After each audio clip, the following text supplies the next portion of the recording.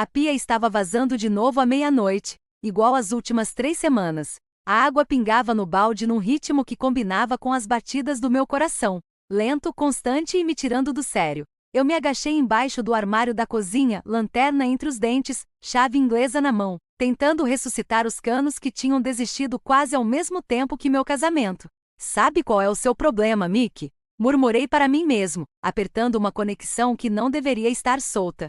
Você conserta coisas que não querem ser consertadas. A porta da frente bateu lá em cima. Saltos altos tilintaram no piso de madeira. Saltos de grife daqueles que custam mais do que eu ganho em uma semana trabalhando para a prefeitura. Leia tinha chegado de mais uma reunião até tarde na Morrison & Associates, onde ela tinha subido de contadora júnior a gerente sênior de projetos em 5 anos, através do que ela chamava de networking estratégico, e o que eu estava começando a chamar de outra coisa completamente diferente. Mick, você está aí embaixo mexendo nas suas ferramentas de novo? Sua voz carregava aquele tom cortante que havia adquirido ultimamente, tão afiada quanto o vidro e 2 vezes mais fria. Só consertando a pia, respondi sem me mexer. Sabe, aquela coisa que a gente usa para lavar louça, limpar coisas, manutenção básica.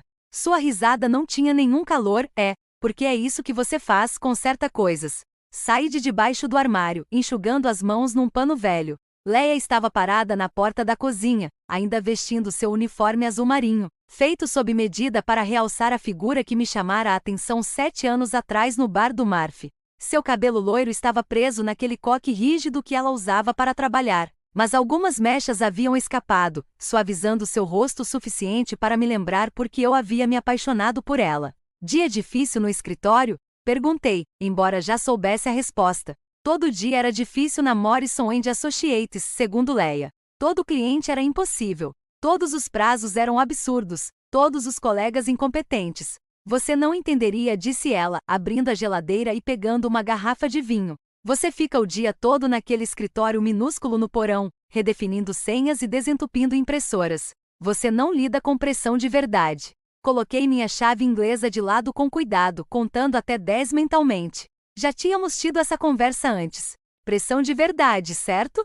Tipo garantir que toda a rede de computadores da cidade não entre em colapso e deixe 50.000 pessoas sem serviços básicos. Esse tipo de pressão falsa. Não seja dramática. Ela se serviu de uma taça generosa de vinho tinto, sem me oferecer nada. Victor diz que o setor privado é onde estão os verdadeiros desafios. O trabalho no governo é só segurança.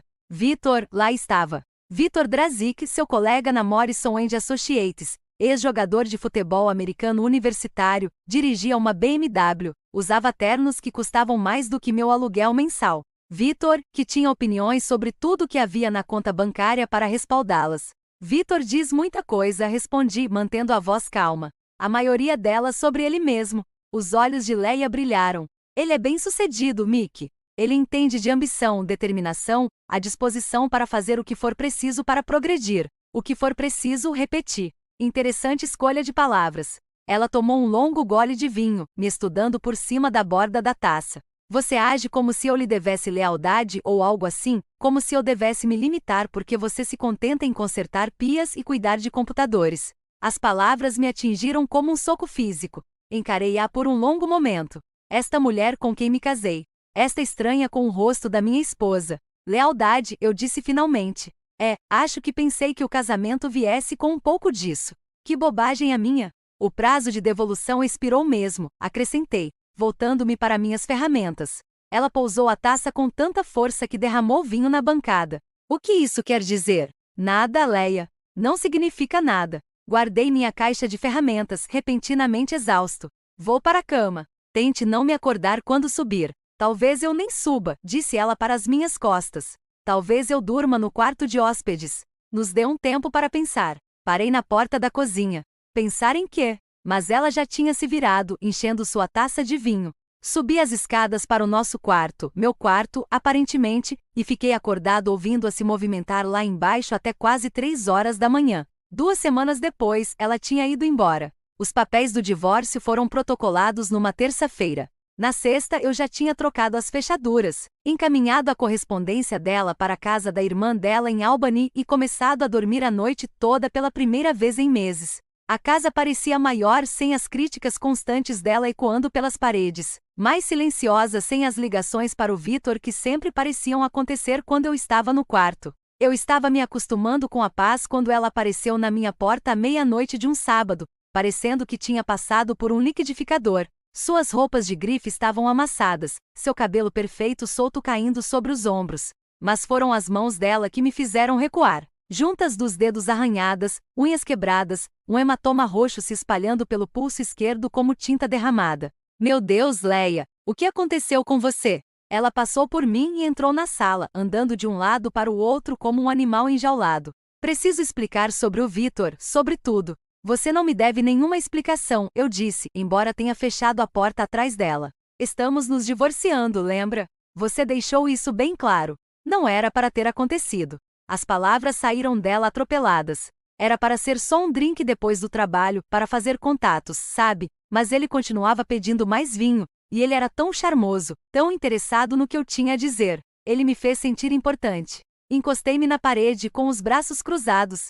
Vá direto ao ponto, Leia. Nós transamos. Ela parou de andar de um lado para o outro e me encarou. Uma vez, só uma vez, mas ele gravou com o celular. Só fiquei sabendo depois. A sala ficou em silêncio. Lá fora, um carro passou, os faróis iluminando a janela. Ele te gravou. Disse que era só por diversão, só entre nós. Mas aí começou a fazer exigências. Queria que eu te deixasse, fosse morar com ele. Disse que se eu não fizesse isso, mandaria o vídeo para todo mundo no trabalho, para você, para minha família. Observei seu rosto, procurando a mentira. Leia sempre fora boa em manipular a verdade, distorcendo os fatos até que servissem aos seus propósitos. Mas o medo em seus olhos parecia genuíno, e aqueles hematomas em suas mãos eram reais o suficiente. Então, você me deixou por ele? Não. Ela se aproximou, estendendo a mão para mim. Eu te deixei para te proteger, para me proteger. Pensei que se eu simplesmente continuasse com isso por um tempo, conseguiria descobrir como recuperar o vídeo. Como fazer parar? E você descobriu? Sua risada era amarga. Ele não é o homem que eu pensava que fosse, Mickey. Ele é cruel, controlador. Quando tentei terminar tudo hoje à noite, Ela ergueu o pulso machucado. Ele não reagiu bem. Eu queria sentir pena dela. Uma parte de mim sentia, mas a maior parte, a parte que passou 2 semanas reconstruindo minha vida sem o drama constante dela, sentiu algo mais frio. O que você quer de mim, Leia? Quero que a gente vá embora hoje à noite. Arrume tudo que couber no carro e simplesmente vá. Recomece em algum lugar onde ele não possa nos encontrar. Nós? Balancei a cabeça negativamente. Não existe mais nós. Você se certificou disso, Mickey. Por favor, não. Caminhei até a porta da frente e a abri. Você quer fugir do Vitor? Ótimo. Fuja, mas você vai fugir sozinha. Ela me encarou por um longo momento, lágrimas começando a escorrer por suas bochechas. Eu te amo. Eu sei que errei, mas eu te amo. Só você. É o que todos dizem, respondi. Logo antes de trocar as fechaduras. Comprei uma passagem só de ida para Albany na manhã seguinte, a levei até a rodoviária e a observei desaparecer em sua nova vida. Então fui para casa, terminei de consertar a pia da cozinha e tentei me convencer de que a parte mais difícil tinha passado. Estava enganado.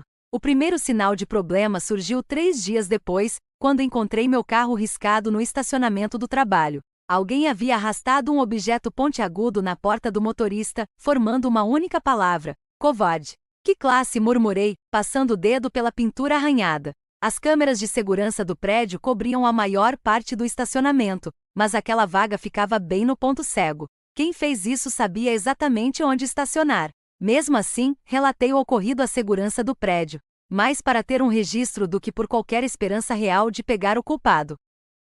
Dave Martinez, o chefe da segurança, era um ex-policial que conhecia minha família há anos.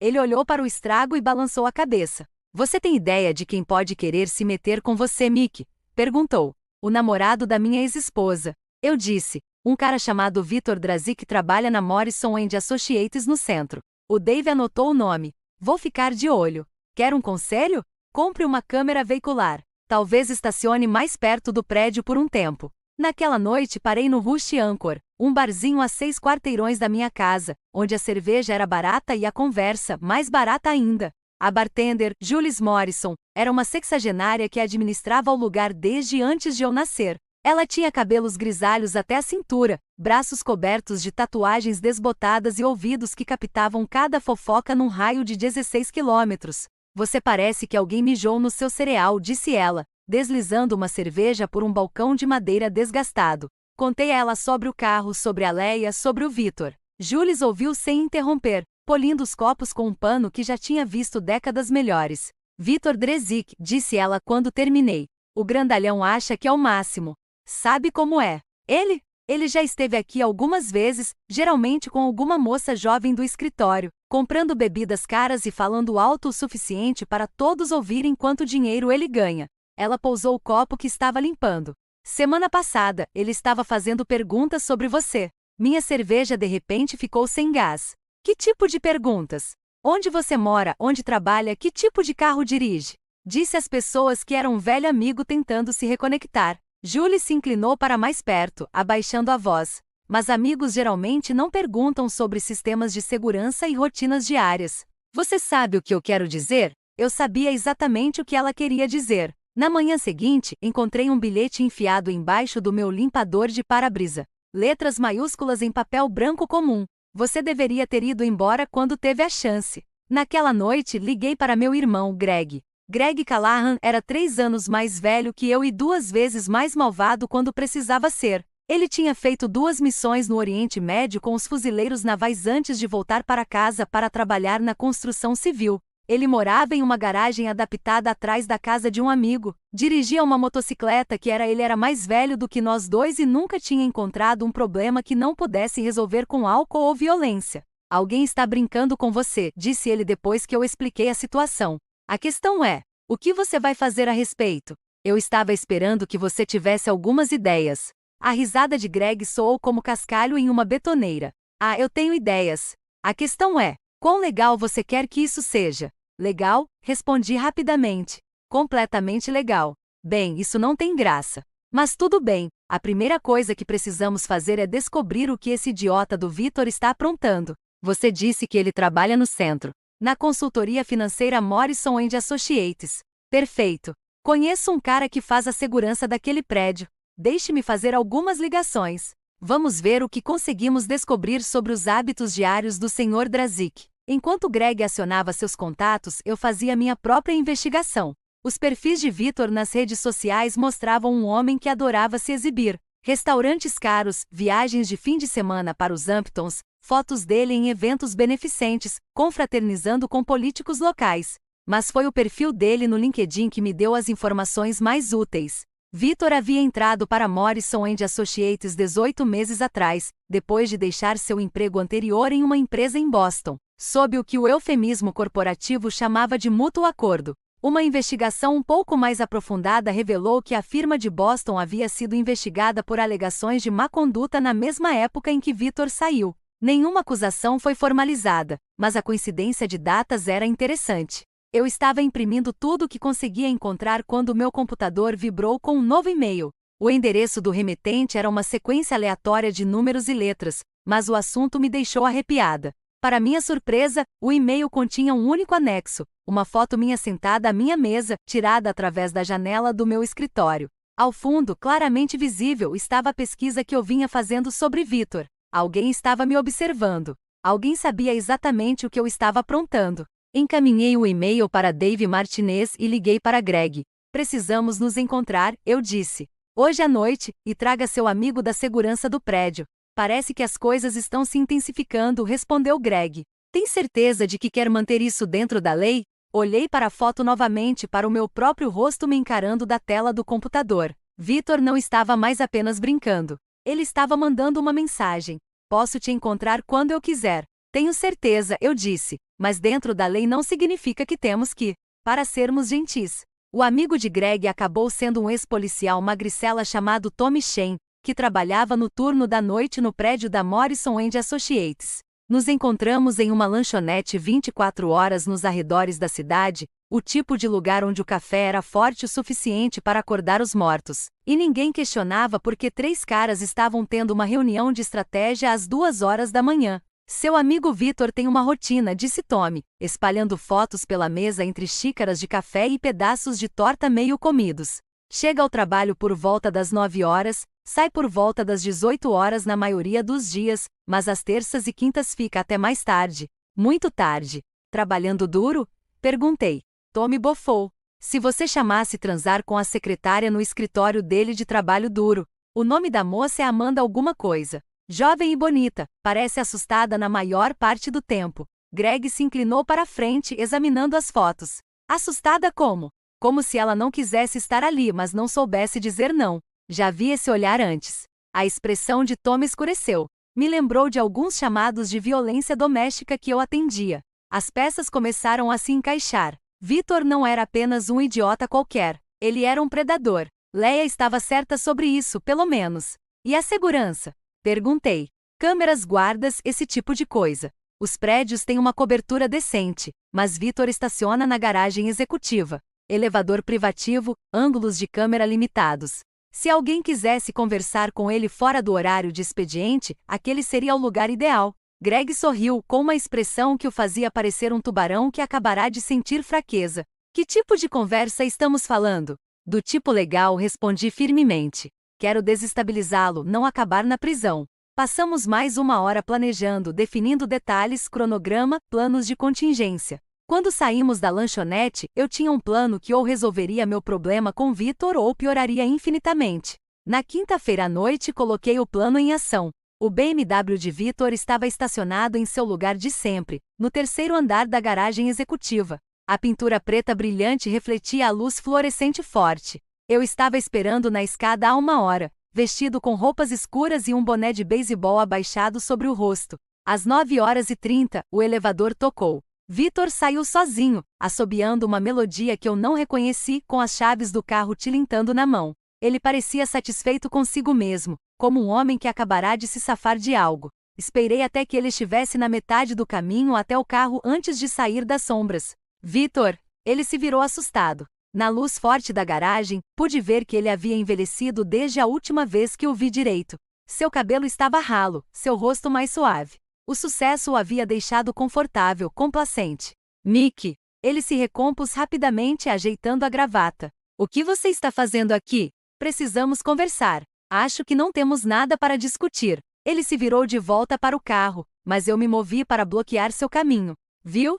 É aí que você se engana. Temos muito o que conversar, como porque você está me seguindo, porque riscou meu carro, porque acha que pode me ameaçar. A expressão de Victor mudou, a máscara de polidez escorregando para revelar algo mais feio por baixo. Ameaçar você? Acho que você está confuso, amigo. Eu não ameacei ninguém. Os bilhetes, os e-mails, a foto minha na minha mesa. Não sei do que você está falando. Mas seus olhos diziam o contrário. Talvez você devesse conversar com alguém sobre essas suas paranoias. Dei um passo à frente, perto o suficiente para sentir o cheiro do seu perfume caro. É o seguinte, Victor. Você vai parar de brincar comigo. Vai me deixar em paz. Deixa a Leia em paz e arrume um novo hobby.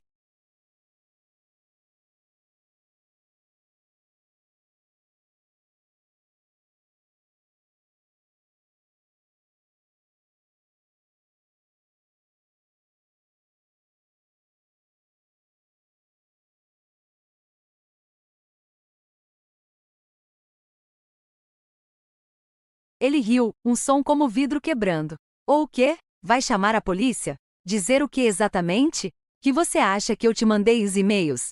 Ou vou tornar sua vida muito desconfortável? Victor me olhou de cima a baixo, observando minhas calças jeans, minhas botas de trabalho, minhas mãos calejadas. Você vai tornar minha vida desconfortável.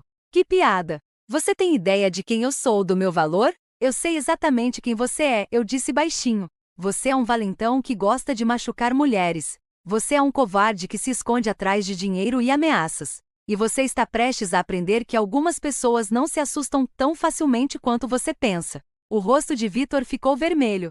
Você não tem ideia do que está enfrentando, seu operário de merda. Eu poderia te comprar e vender 10 vezes. Talvez, mas dinheiro não compra classe, e com certeza não compra coragem. Ele tentou me acertar, um gancho de direita desajeitado que pareceu vir de muito longe. Desviei facilmente, deixando que o impulso levasse para além de mim. Ele cambaleou, se apoiando nas costas. É só isso que você tem? Perguntei. Não me admira que você precise enganar as mulheres para levá-las para a cama. Vitor rosnou e veio para cima de mim novamente. Desta vez, não me esquivei. Segurei seu pulso, torci com força suficiente para fazê-lo arfar e o empurrei contra o BMW. Escute com atenção, eu disse, com o rosto a centímetros do dele. Este é o único aviso que você vai receber. Fique longe de mim. Fique longe da minha casa, do meu trabalho, da minha vida, porque se não ficar, vou te apresentar a alguns amigos meus que não compartilham do meu compromisso de estar do lado certo da lei. Soltei-o e dei um passo para trás. Vitor esfregou o pulso, com o rosto uma mistura de raiva e medo. Isso não acabou, disse ele. Acabou sim, respondi, caminhando em direção à escada. Acabou sim. Mas ao ouvir o carro dele ligar atrás de mim, soube que estava enganada. Aquilo era só o começo. A retaliação de Vitor foi rápida e cruel. Na manhã de segunda-feira, eu já tinha 3 ligações perdidas do meu supervisor perguntando por que eu não tinha aparecido para trabalhar. Quando expliquei que nunca havia sido escalado para trabalhar nos fins de semana, ele pareceu confuso. Recebi um e-mail de alguém do gabinete do prefeito dizendo que você se ofereceu para fazer manutenção emergencial no servidor, disse ele. Passei o fim de semana inteiro tentando entrar em contato com você. O e-mail, quando ele me encaminhou, parecia oficial o suficiente. Tinha os cabeçalhos corretos, a formatação correta, até mesmo a assinatura correta. Mas eu conhecia a pessoa de contato de ti do prefeito, e ela estava de férias na Flórida. Alguém está falsificando o nosso sistema,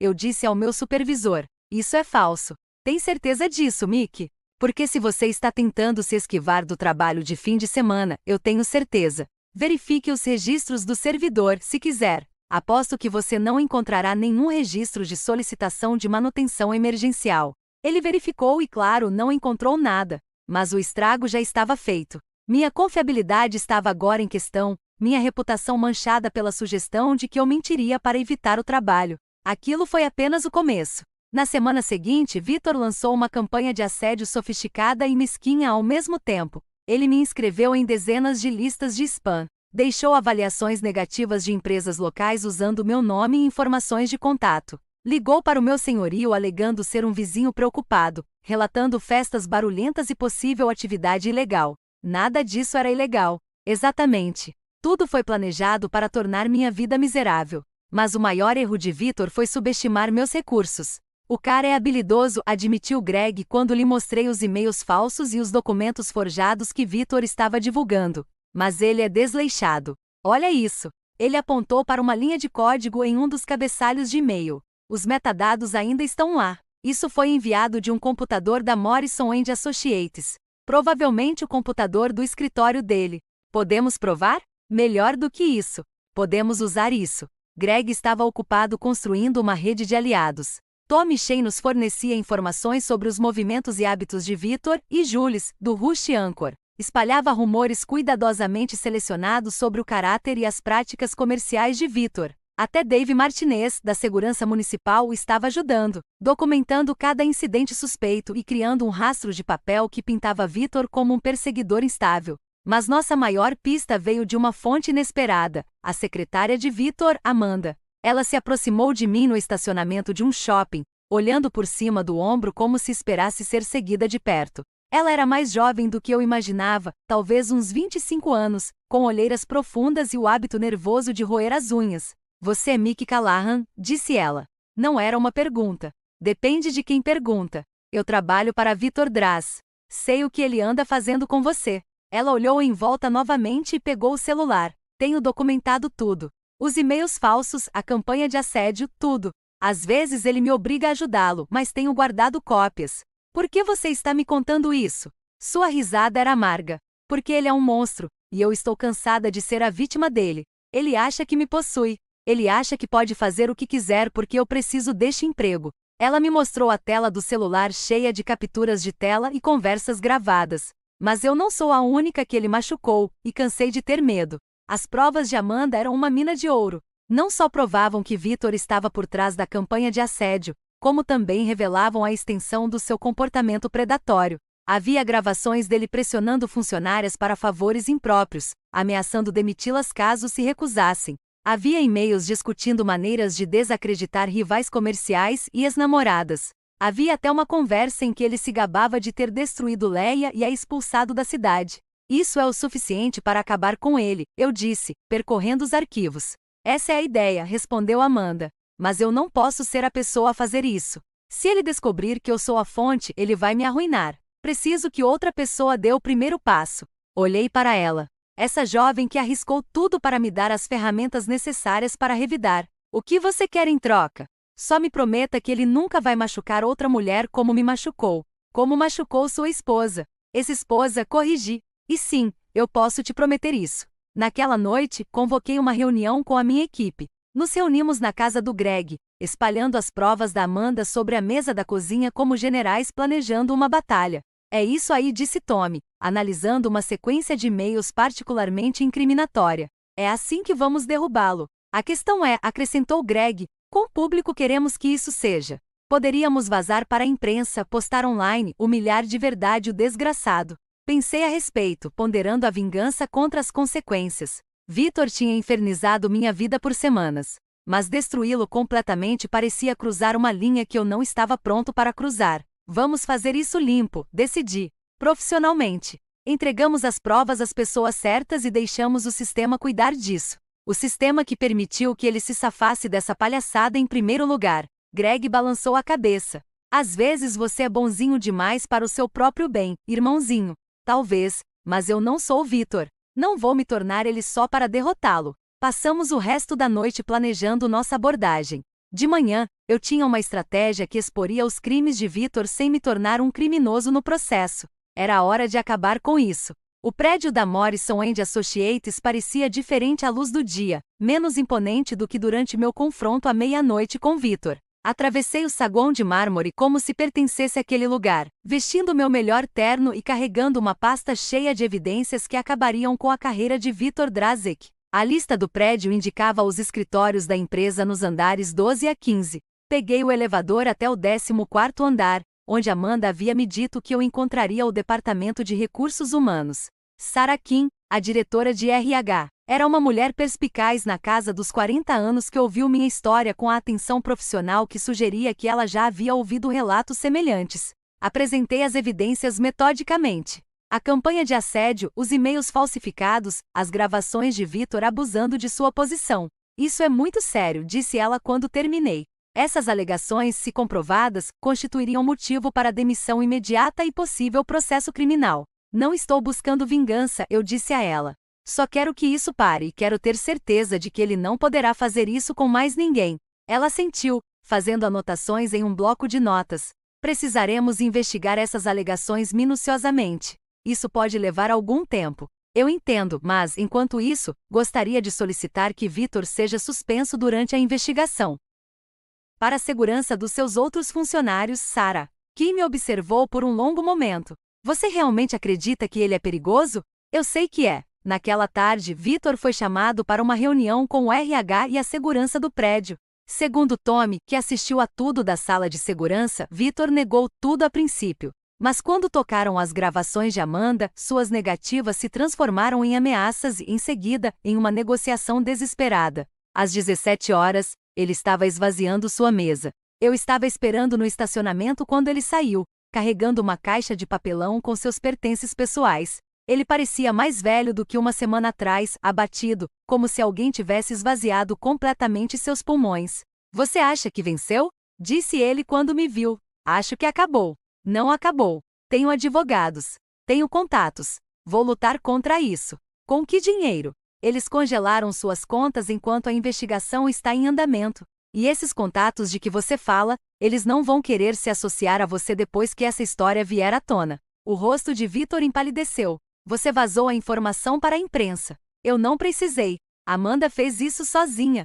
Parece que ela tinha um amigo no canal 7 que estava muito interessado na história dela. Dei um passo à frente. Você cometeu um erro, Victor. Você presumiu que todos eram tão fracos quanto você. Você presumiu errado. Ele colocou a caixa no chão e deu um passo em minha direção, com as mãos cerradas em punhos. Por um momento, pensei que ele pudesse realmente tentar brigar comigo novamente. Mas então o elevador tocou e Tommy Shen saiu com 2 outros seguranças. Algum problema aqui, senhores? Perguntou Tommy cordialmente. Victor olhou para os seguranças, depois para mim, depois para a caixa com seus pertences no chão de concreto. Isso não acabou, disse ele. De novo, mas sem convicção. Respondi. É mesmo. Observei-o colocar a caixa no BMW e ir embora. Então peguei meu celular e liguei para Leia. Ela atendeu no terceiro toque, com a voz cautelosa. Mickey, acabou, eu disse. Vitor, terminou. Ele não pode mais te machucar. Houve uma longa pausa. O que você fez? O que precisava ser feito legalmente e corretamente? Eu vi a reportagem. Estão dizendo que ele pode enfrentar acusações criminais. Isso depende do promotor, mas sim, provavelmente. Outra pausa. Obrigada. Não me agradeça ainda. Ainda precisamos conversar sobre... O quê? Sobre nós. Sobre o que acontece agora. Eu tinha esperança. Ela parou de falar. Eu tinha esperança de que talvez pudéssemos tentar de novo. Recomeçar. Olhei para a cidade, as luzes começando a brilhar no crepúsculo. Um mês atrás, era exatamente isso que eu queria ouvir. Mas um mês atrás, eu era uma pessoa diferente. Acho que não, Leia. Mas Vitor se foi. A ameaça acabou. Nós poderíamos o quê? Fingir que nada disso aconteceu. Fingir que você não o escolheu em vez de mim. Fingir que você não me deixou para lidar com a bagunça que você fez. Eu estava com medo. Eu cometi erros. Você fez escolhas e agora tem que conviver com elas. Eu podia ouvi-la chorando do outro lado da linha. Uma parte de mim queria confortá-la, dizer que tudo ficaria bem. Mas essa parte diminuía a cada dia. Eu te amei, ela sussurrou. Eu sei, mas amor não basta, não é? Não quando não há confiança. Não quando não há respeito. Então é isso. 7 anos de casamento e você simplesmente vai embora. Eu não vou embora, Leia. Eu já fui. Você é que não percebeu. Desliguei o telefone e dirigi para casa, para minha casa vazia, onde a pia funcionava perfeitamente e o único drama era o que eu escolhia assistir na TV. 3 dias depois, Vitor Dres foi preso sob acusações de assédio, extorsão e conduta imprópria. A história foi manchete no jornal local com fotos dele sendo levado algemado. Amanda conseguiu um novo emprego em uma empresa concorrente, com um aumento de 20% e um chefe que a tratava como profissional e não como presa. Ela me enviou um cartão de agradecimento com uma foto dela sorrindo em sua nova mesa. Leia voltou para a cidade uma semana depois da prisão de Vitor, mas ela não me contatou. Soube pela Jules que ela tinha conseguido um emprego em uma pequena empresa de contabilidade do outro lado da cidade, que tinha cortado o cabelo curto e parado de usar roupas de grife. Greg disse que eu deveria ter pena dela. Tommy disse que eu deveria me sentir vitorioso. Jules disse que eu deveria sentir o que quer que eu sentisse e não me preocupar com o que os outros pensavam. Mas a verdade é que eu não sentia quase nada. Vitor tinha ido embora. Leia era problema de outra pessoa. E minha vida era minha de novo. A casa estava silenciosa, a pia funcionava e ninguém estava tentando me transformar em alguém que eu não era. Numa sexta-feira à noite, 3 semanas depois da prisão de Vitor, eu estava tomando uma cerveja no Rush Anchor quando Leia entrou. Ela parecia diferente, menor, de alguma forma, menos segura de si. Ela me viu no bar e hesitou, como se estivesse decidindo se ia embora ou ficava. Finalmente ela veio até mim. Oi, disse ela. Oi, posso te oferecer uma bebida? Eu tenho uma. Ela sentiu e pediu uma cerveja para si. Ficamos em silêncio por um tempo, observando os outros clientes jogarem sinuca e discutirem sobre esportes. Me desculpe, disse ela finalmente por tudo. Por Vitor, por ter ido embora, por como eu te tratei. Certo. É só isso? Só certo? Virei-me para olhá-la. Olhei-a de verdade. A mulher com quem me casei ainda estava lá sob o medo, o arrependimento e a sabedoria conquistada com dificuldade. Mas ela também era uma estranha. Alguém que eu nunca realmente conheci. O que você quer que eu diga, Leia? Que eu te perdoo? Que podemos ser amigos? Que está tudo bem agora? Quero que você diga alguma coisa. Qualquer coisa. Mesmo que você me odeie, pelo menos é alguma coisa. Terminei minha cerveja e deixei o dinheiro no balcão. Eu não te odeio, mas também não te amo. Não mais. Você acabou com isso quando o escolheu em vez de mim. Eu nunca o escolhi em vez de você. Eu estava tentando proteger as abelhas. A palavra saiu mais forte do que eu pretendia. Você o escolheu no momento em que decidiu que a aprovação dele valia mais do que o meu respeito. Você o escolheu quando decidiu que o dinheiro dele era mais importante do que a minha lealdade. Você o escolheu e agora terá que conviver com essa escolha. Levantei-me para ir embora, mas ela segurou meu braço. Por favor, Mickey, não deixe isso assim. Olhei para a mão dela no meu braço e depois para o rosto dela. Sabe qual é o seu problema, Leia? Você acha que redenção é algo que se pode comprar, algo que se pode conquistar com desculpas suficientes e boas intenções. Mas redenção é para trouxas. Algumas coisas não têm conserto, não importa o quanto você se arrependa. Me soltei do seu aperto e caminhei em direção à porta. E agora? Ela gritou atrás de mim. Você simplesmente vai embora, recomeça como se nada disso importasse. Parei na porta, olhei para ela uma última vez. Agora eu vivo a minha vida e você vive a sua, e nós duas tentamos fazer melhor da próxima vez. Lá fora, o ar da noite estava fresco e limpo. Caminhei para casa por ruas que pareciam minhas novamente. Passei por casas onde as pessoas viviam suas próprias vidas complicadas, fazendo suas próprias escolhas complicadas. Minha casa estava escura e silenciosa quando cheguei, mas não parecia mais vazia. Parecia um lar. Preparei um sanduíche, assisti ao noticiário da noite e fui para a cama no meu próprio quarto, na minha própria casa com a consciência tranquila. Vitor Drazik foi condenado a 18 meses de prisão e obrigado a pagar indenização às suas vítimas. Leia se mudou para outro estado 6 meses depois. Ouvi dizer que ela se casou novamente com um contador que a tratava bem. Fiquei em casa, mantive meu emprego e aprendi a ser feliz na minha própria companhia. Às vezes isso basta. Às vezes, isso é tudo. Dizem que a vingança é um prato que se serve frio. Eu, por outro lado, gosto da minha em chamas. E naquela noite, acendi o fósforo e vi tudo queimar.